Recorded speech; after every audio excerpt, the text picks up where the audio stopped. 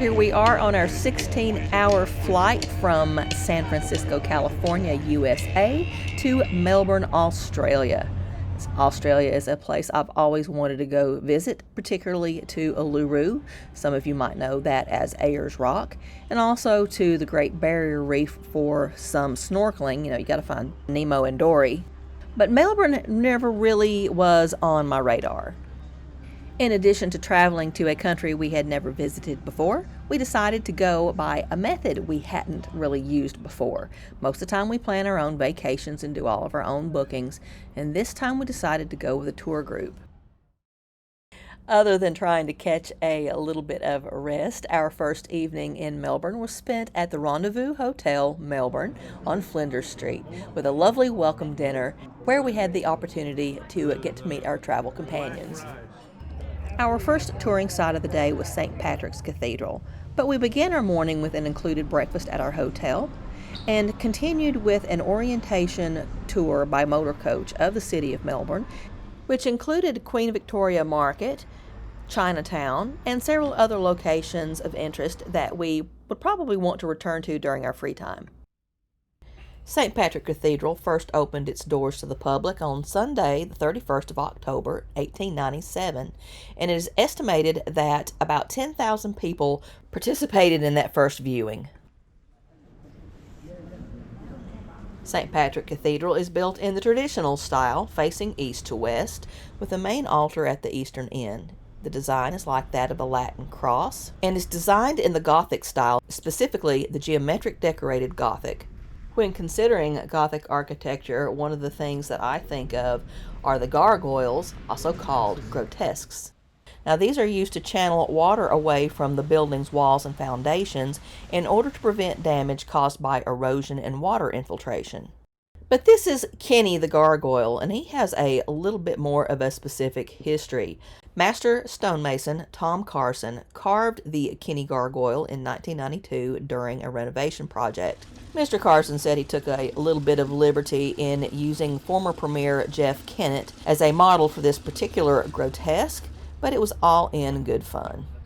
Our next stop was the Fitzroy Gardens, which is considered one of Melbourne's most historic and beautiful gardens. Fitzroy Gardens was originally set aside as a reserve in 1848 and are named after Sir Charles Augustus Fitzroy, Governor of New South Wales, and the layout follows a classic Victorian-era design. Visitors to the center can take a self-guided walking tour, for which printed guides are available in one of the Melbourne Visitor Centers. We began our visit with a walk through the conservatory, and then we set off to find the fairies tree. Melbourne is the largest city and the capital city in the Australian state of Victoria. As part of the celebrations for Victoria's centenary year in Australia, 1934 and 1935, which marked the European settlement of Victoria, artist and author Ola Cone created these lovely carvings on the stump of one of the original red gum trees as a gift to the children of Melbourne. They have a model right over there of Anne Hathaway's cottage. The model Tudor village was created by Mr. Edgar Wilson in appreciation for Melbourne's generosity in sending food to Britain during the Second World War. The model consists of 28 concrete buildings that represent a typical Kentish village built during the Tudor period of English history. Originally located in Yorkshire, England, and built in 1755 by the parents of Captain James Cook, Cook's Cottage was brought to Melbourne by Sir Russell Grimwade in 1934. Each brick was individually numbered and packed into barrels and then shipped to Australia, along with cuttings of the original ivy coverings. The Shrine of Remembrance was built to provide a place to grieve and remember Victorians killed in the First World War, and now provides a place of remembrance for Australian service and sacrifice in all wars since Australia's federation in 1901. We were visiting in the Australia and New Zealand area around the time of Anzac Day. Anzac stands for Australian and New Zealand Army Corps, and it falls on the 25th of April each year. Anzac Day commemorates the Gallipoli landings, honoring Australian and New Zealand soldiers who fought and died during World War I. This event is a significant celebration for Australia and New Zealand, and it felt like a real privilege to get to visit close to this time of remembrance. Located in the lower area of the shrine and beneath the stone of remembrance is the crypt. This area commemorates the fighting units of the First World War. And in the center of the crypt stands the father and son sculpture. This sculpture was created to honor the courage and sacrifice of two generations of Victorians who served and died in the First and Second World Wars. The sanctuary is the shrine's most sacred space. In the center of the sanctuary is the Stone of Remembrance, a symbolic gravestone for those Victorian servicemen and women who were buried overseas and in unmarked graves. Fighting in the First World War ended at the 11th hour on the 11th day of the 11th month of 1918.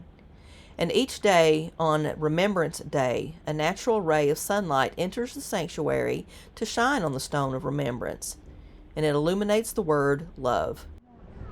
Visitors to the shrine can also get beautiful views of the grounds and the surrounding cityscape from the balcony. In the spring, the cross in the center is filled with poppies. Poppies are the flower of remembrance.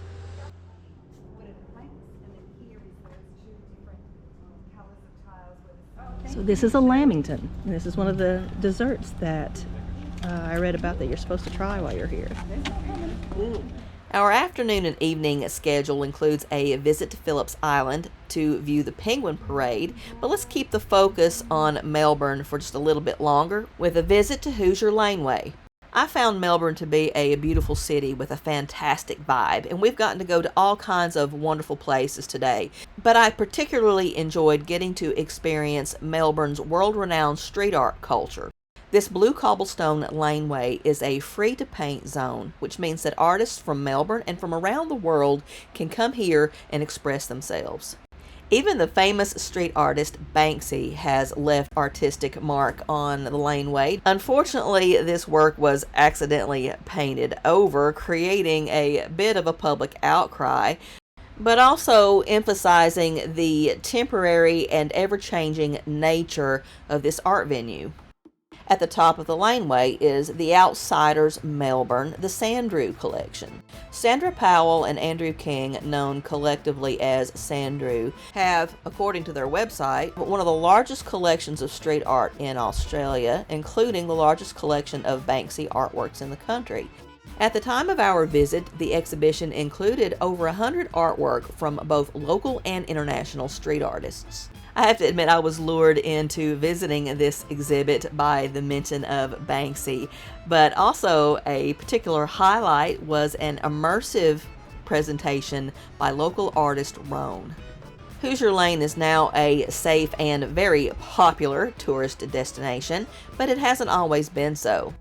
Its dark past as a location where violent crimes have been committed, particularly against women, is sometimes included in the information presented by Melbourne City Ghost Tours, as well as, at least during our visit, a public awareness display at the beginning of the laneway.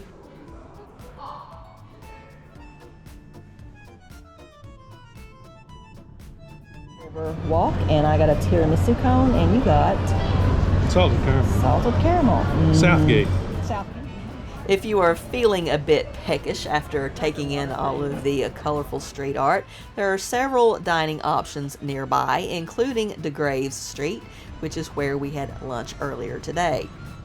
You might also want to take a stroll along the Yarra River through Southgate for additional dining opportunities, as well as wonderful city views. If you would like to learn more about the nightly penguin parade of the little penguins, or the fairy penguins, as well as wallaby and other wildlife encounters set in beautiful coastal and natural views, please check out our separate Phillips Island and Hillsville Sanctuary video.